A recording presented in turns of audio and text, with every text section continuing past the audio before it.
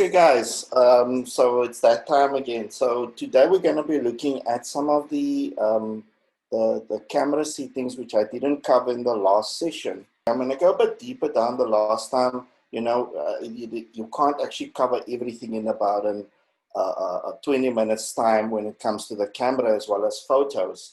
So I'm going to maybe just take a deeper dive into the settings at hand and how we can utilize it. And I'm going to take how can I put it, for the beginners, these the settings that are for the beginners, which are in the standard camera. Then I'm also going to look at the more for the settings that we will use for the more people going to the professional side. And we're going to talk about that as well. But without any further ado, I'm going to share my screen. So, the one thing about the camera setting that I didn't cover in the last session was the automatic exposure setting. So you've got an automatic exposure as well as focus setting built into your camera. So I'm just going to go into my camera setting, or into my camera. And in my camera, and I'm going to go to, I'm on the photo side at the moment, as you can see.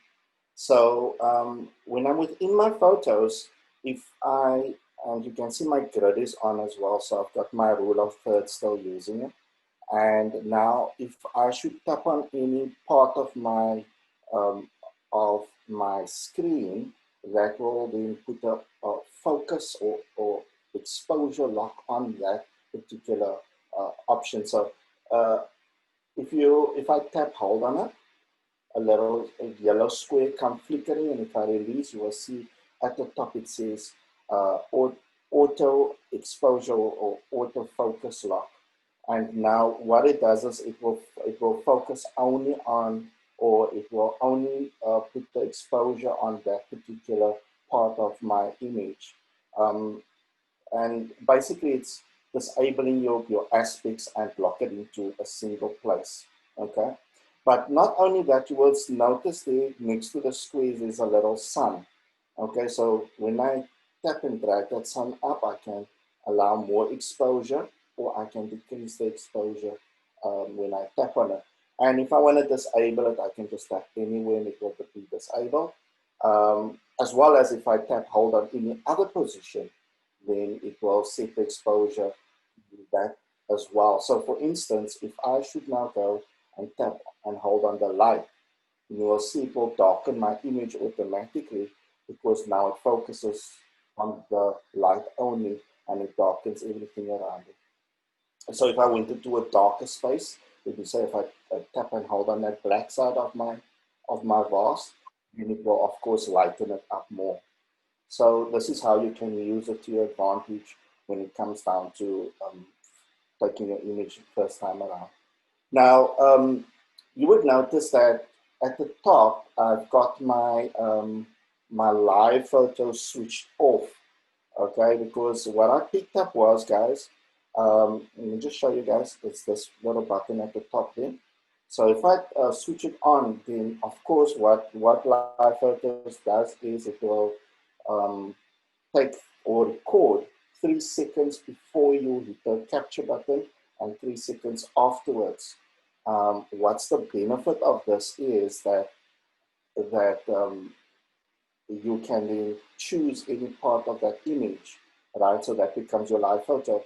But what I picked up was that because of the amount of time it takes for the shutter to capture it, it will sometimes take it into what they call a long exposure. So I'm just going to go into my photos library quickly. And in my photos library, you can see at the bottom, I've got album selected. And if I scroll down under albums, you will see that there is a category that says live photos, right? And below that is long exposure. So the live photos were the ones that, of course, was taken with that takes that recording, as I mentioned to you. So there's a photo of my son. If I tap and hold on it, you will see it will play, it will start playing a short clip on that. And you can, of course, edit it and take the key photo in that. So if I tap on that photo, I can then go to edit. It's downloading it quickly. I forgot I've got an iCloud photo library, so mine is set on optimize. So as soon as you go into edit, then it will actually download the file, which is pretty cool because now you can have more photos in your library with taking up a fraction of the space. But of course, it comes with one major drawback. Not major, but small drawback. If you ever want to edit the photo, then you have to first download the file, as you can see here. But it's a good thing I stumbled on this, so that when you guys approach it, it's totally normal for those who are running an iCloud photo library. In fact, I recommend to actually keep it on this. Anyway, so there it's been downloaded. So yeah, at the bottom, you would notice that there's another a button that's been added, and that is the live photos. So if I tap on that, I can now decide which photo inside of that line at the bottom will be my key photo. Okay, so I want to take that one there where it's looking that way. So now I'm just tap on my key photo. So now whenever I open my photos, I would only see that photo as my actual photo. So that is basically what the live photo does. But the reason why I'm here as well is the fact that you would notice below it also says long exposure. Now, you guys might have stumbled on this, and those who have not stumbled on this, and this is new to you, a long exposure shot is normally when your shutter was your shutter is kept open for a longer period of time. But now the difference between the live photo and the long exposure is that with the long exposure, because of the time your shutter was open, there was movement picked up from people in that time, and that will change it into a long exposure. Not for things that happen in the environment, but more for people that's in the shot. And as you can see, there's myself, Louise, my co-host, as well as Alan. So if I tap, you will see that there's a bit of movement in the image, and that's why it's a little bit fuzzy, and that's why I changed it into a long exposure shot. But I'm going to come back to those who want to actually take advantage of this even more and make nice effects on their photos when I look at the more professional side of things. Now that we've looked at some of the photos that we can, or the settings that we can adjust to our photos, let's look at the video side of things. The bottom side, I didn't go into detail on this the last time, but inside of the videos, you would notice if I'm in the video side, it actually specifies in the top right-hand corner what resolution I'm running on. Now, for those who know this, forgive me. For those who are new to this, guys, I'm going to show you something extra with this as well. So here it shows me HD 60 frames per second. Now, HD is running on 1080p resolution at 60 frames per second. Now, say for instance, I push this higher. If I now go and I go to my settings, I could have done the Siri route, but anyway. So if I go to my camera setting, then I can go to my video. Sorry, that's slo-mo. The recorded video, and I can now go to, so let's go with 4K 30 frames per second. Or let me go max. Let me go 4K 60 frames per second. But you will see it says high efficiency. Okay.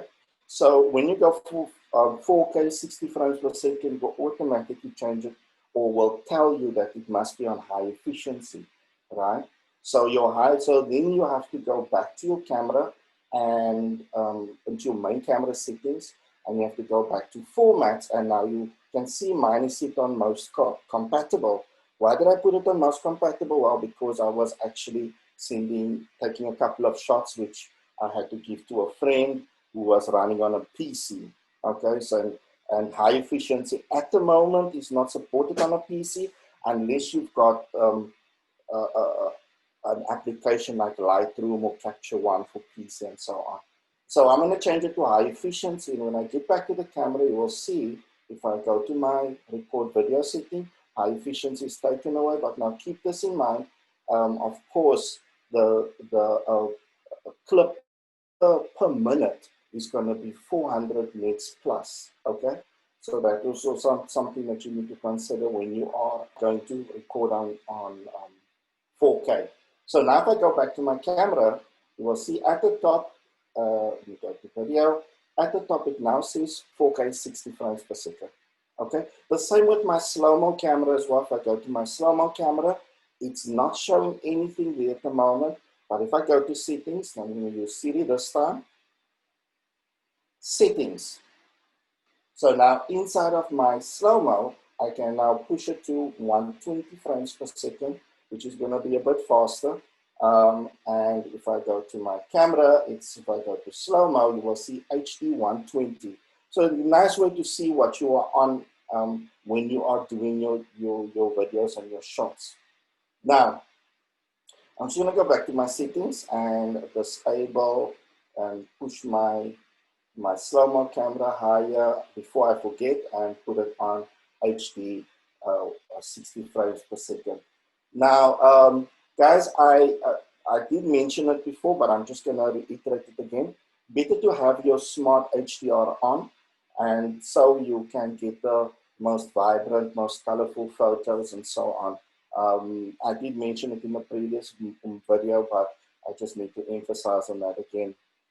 And now that I've shown you guys some of the stuff that maybe you are aware of or maybe it was news to you, let's move on to, say for instance, you want to take more control of your photos or of your camera. You know, you want to maybe not only change the exposure or the focus, but you also want to go a bit further and maybe change your shutter speed by taking that long exposure shots, as I mentioned to you guys. Or you want to change your ISO, you want to change what type of file you're going to be shooting on, because as you know, under formats, you only can shoot under HEIF or HEIC format or JPEG, but you want to maybe shoot in TIFF, maybe in a different format. You can then go to a third-party application. Now, I know guys, that generally we don't support third-party apps, but I found one that is extremely inexpensive and it does the job very well, and it's called Slow Shutter. The cost of it is about 23 Rand, 28 Rand, which is quite reasonable. But let me show you guys. So this is Slow Shutter here, okay? And if I go to Slow Shutter, you will see that it gives me all of the settings that I want to utilize, okay?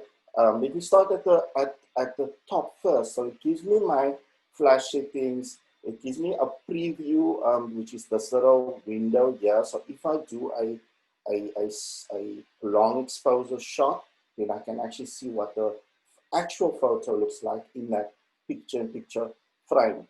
There I've got my auto exposure lock, auto focus lock, which I mentioned to you guys. I can zoom ×2 because I'm running on an iPhone XS Max, which has got 2 cameras. So I can zoom in to the second camera, which will zoom in without pixelating, okay? And at the bottom, I've got if I tap on the cogwheel, it shows me how I can set up my motion blur, my shutter speed. So when I hit my capture button, it's gonna keep my shutter open for about 15 seconds, but I can push it all the way up to a minute. If I go to bulb, I can leave it on for days. Okay, so I don't know if you've ever seen those images where you see looks like there's lines as the stars have crossed the sky. It's normally taken with a DSLR camera. You can set that now for your iPhone too. And there's also where you can set your ISO settings. But that's not the only thing you can do. You can also, if you see those lines next to my shutter button, there is also the option where I can now take a longer exposure shot, okay? And I can change my photo resolution to HD 120 frames per second to even 4K if you want to push it that far. And you can also make use of your full-on camera. Mine, of course, is running on 12 megapixel. You've got I think the 11 go all the way to 80 megapixel, so you can push it all the way up to there. You can also, which is pretty good for me, is the aspect ratio as well as the photo format. So you can choose under which file format you want to shoot at. So it gives you all of these different settings. Now, before I end off, let me show you guys what the resolution or what the result is of a long exposure shot that I've taken with slow shutter. So I'm going to go back into my photos, and here you can see that I've taken actually a couple of shots. There's this one here, which I was standing on the freeway, and you can see it gives me the motion blur of all the cars, yet everything else is on a standard, right? So you were at the beach and you wanted to take a long exposure shot of the waves coming in, then the effect is actually awesome. And there's another one, and then there's one that was in traffic. Don't worry guys, I wasn't holding the phone while driving. I had it on a stand. It's actually, when you're doing a long exposure shot, you have to put it, or the best result is going to be to put it on a mounted stand. Then, of course, you can do different types of long exposure shots as well, by changing your setting on your camera, where you can make it for nighttime to focus more on the light. You can push your ISO up as your ISO focuses on how much or the light intensity your camera can take in, and so on. Alternatively, when you're doing your slow motion effect, as well as